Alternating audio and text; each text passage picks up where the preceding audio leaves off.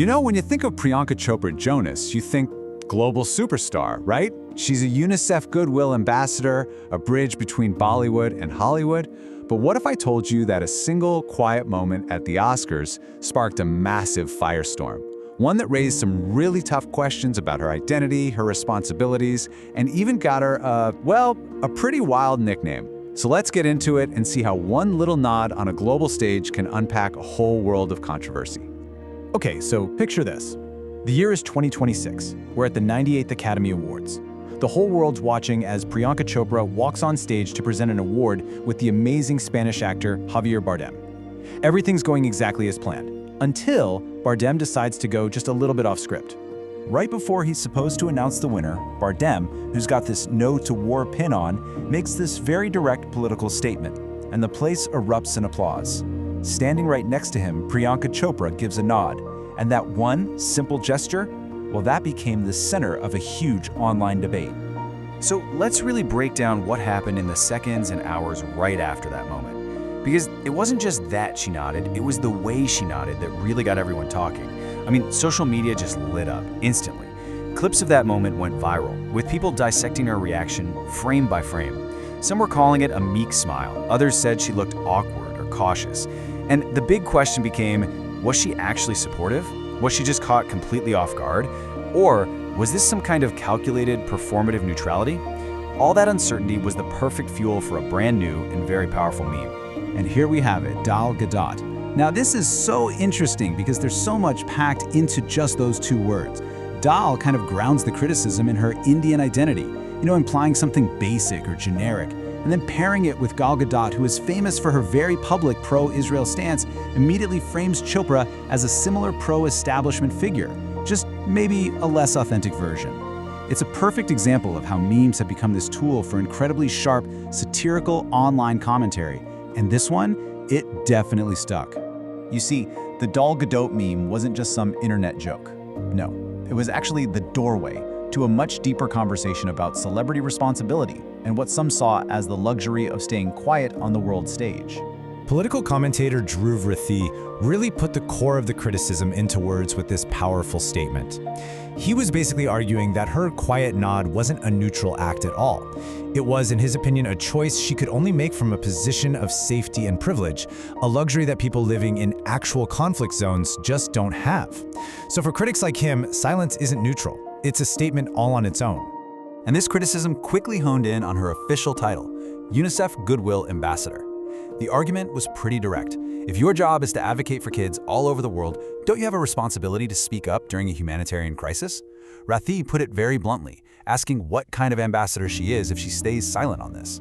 It also brought up old accusations about her staying quiet on the conflict in Kashmir, which, to her critics, suggested a very troubling pattern. And this right here brings us to the absolute heart of the matter. The whole Oscars thing wasn't just about one moment. It tapped into this long, complicated debate about Priyanka Chopra's identity. Is she representing India on a global stage, or has she kind of left that identity behind for something new? And this just illustrates the tightrope she's walking perfectly.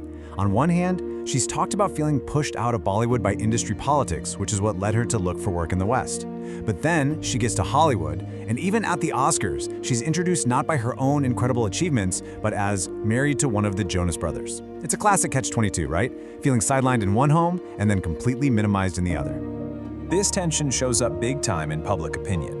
If you look at online forums like Reddit, you see a really sharp divide. You've got about 40% of people who see her as a proud Indian and a patriot, someone doing the country proud. But then you have the majority, around 60%, who feel like she's deliberately rebranded herself as a global citizen, a move they think is about distancing herself from her Indian roots so she can appeal to a bigger international audience.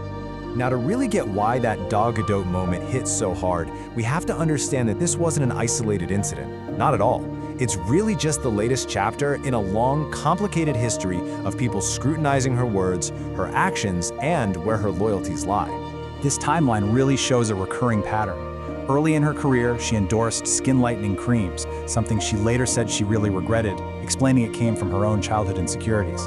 Then you fast forward to 2019, during some intense military tensions between India and Pakistan, and she tweets, "Jai Hind, Victory India," with a hashtag for the armed forces. A lot of people saw that as totally inappropriate for a UNICEF ambassador, and it even led to a petition to have her removed. And that brings us right back to 2026, where the cycle just keeps going. So that Jai Hind tweet back in 2019, it caused a huge backlash. And to get why, you really have to understand the context. We're talking about over 700,000 Indian troops deployed in the Kashmir region, making it one of the most heavily militarized zones on the entire planet. So for her critics, a patriotic tweet in that specific situation wasn't just a simple slogan. They saw it as an endorsement of military force in a really painful, long-running conflict. Okay, but what does Priyanka Chopra herself say about all of this? We've heard all the criticism, but it's really important to hear her side. Her own words, especially from a super candid interview on the Joe Rogan Experience, give us a totally different way to look at her actions. Right here, she's showing a really deep awareness of her heritage and the weight of history. I mean, she's not just talking about colonialism like it's a textbook concept. She's referencing the real humiliating experience of signs that said Indians and dogs not allowed in her own country.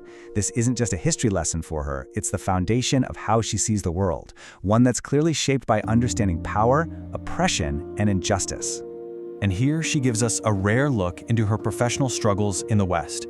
She talks about being told in an audition to be, quote, a little bit more Indian, which to her felt like being asked to perform a stereotype. And this battle, this fight against being reduced to a caricature, is constant for her. It really helps explain why she might be so careful in her public life, because she's always fighting to define her own identity instead of having one forced on her. And this quote, this is probably her most direct defense of her so-called neutrality. She's basically saying that these geopolitical conflicts are incredibly complex, right? They're rooted in histories and geographies that most people, including her, are not experts on. So instead of throwing out an uninformed opinion, she says she's trying to find a larger understanding from a human perspective. So in her mind, it's not about avoiding a stance, it's about avoiding an ignorant one. It's a choice to put empathy first. So, after looking at the viral moment, the intense criticism, the politics of identity, and her own side of the story, we are left with a huge unanswered question about what fame even means in our world today. I mean, Priyanka Chopra is a global icon who is navigating these massive, almost impossible pressures. Some critics say she's too nationalistic. Others say she's not Indian enough. Global watchdogs want her to drop the neutrality. She's caught between an industry she says pushed her away and another that still sometimes reduces her to her husband's wife. And through all of that, she's just trying to forge a path that is uniquely hers. And that brings us to our final thought. As celebrities become these global brands, who really gets to write their story? Do they get to define themselves? Does the country they came from get to have a claim on their identity forever? Or, in the non-stop courtroom of global public opinion, is it the audience that gets the final say? That right there is the real question at the very heart of the Daal Gadot debate.